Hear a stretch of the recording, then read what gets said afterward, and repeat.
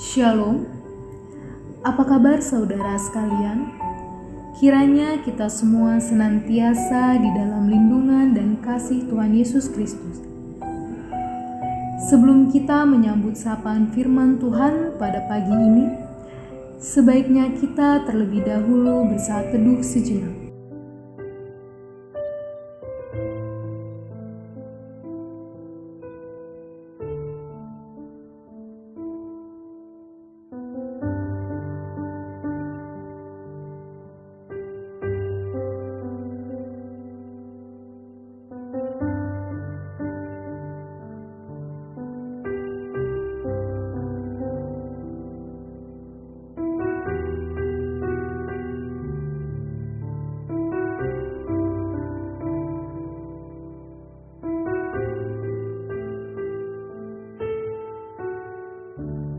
Amin.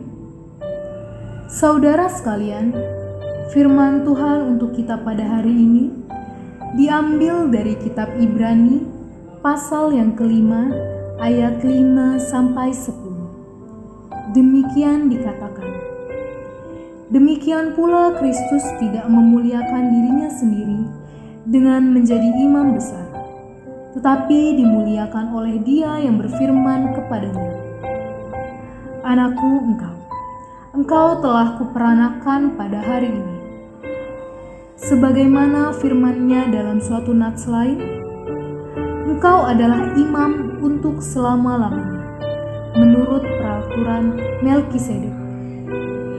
Dalam hidupnya sebagai manusia, Ia telah mempersembahkan doa dan permohonan dengan ratap tangis dan keluhan kepada Dia, yang sanggup menyelamatkannya dari maut, dan karena kesalehannya ia telah didengarkan.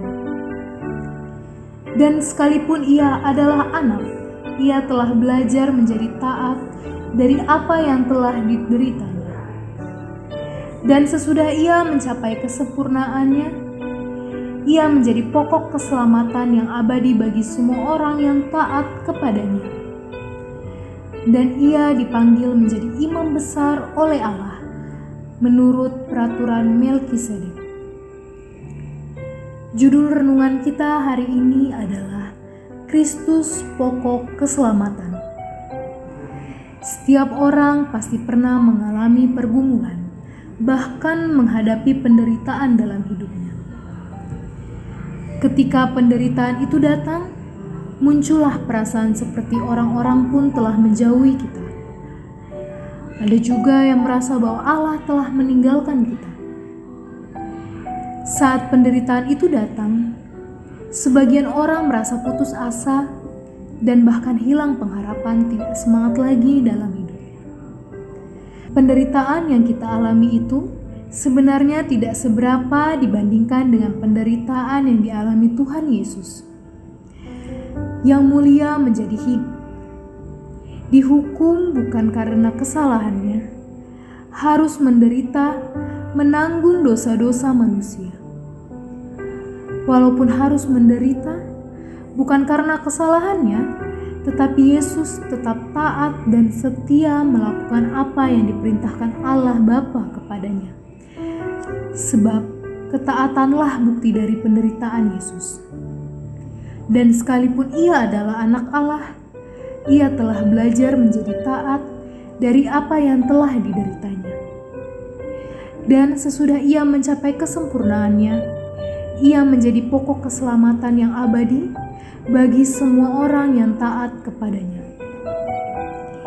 Yesus mengajarkan bahwa penderitaan yang dialami itu dapat melahirkan ketaatan, dan ketaatan itu memberikan keselamatan.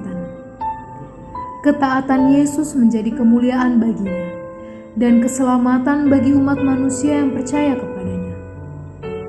Banyak manusia di dunia ini yang tidak mau menderita karena orang lain, sedangkan penderitaannya sendiri pun kalau bisa secepatnya diselesaikan. Mencari jalan dan pertolongan kemana saja. Kadang jalan yang salah pun ditempuh asalkan penderitaan itu cepat selesai.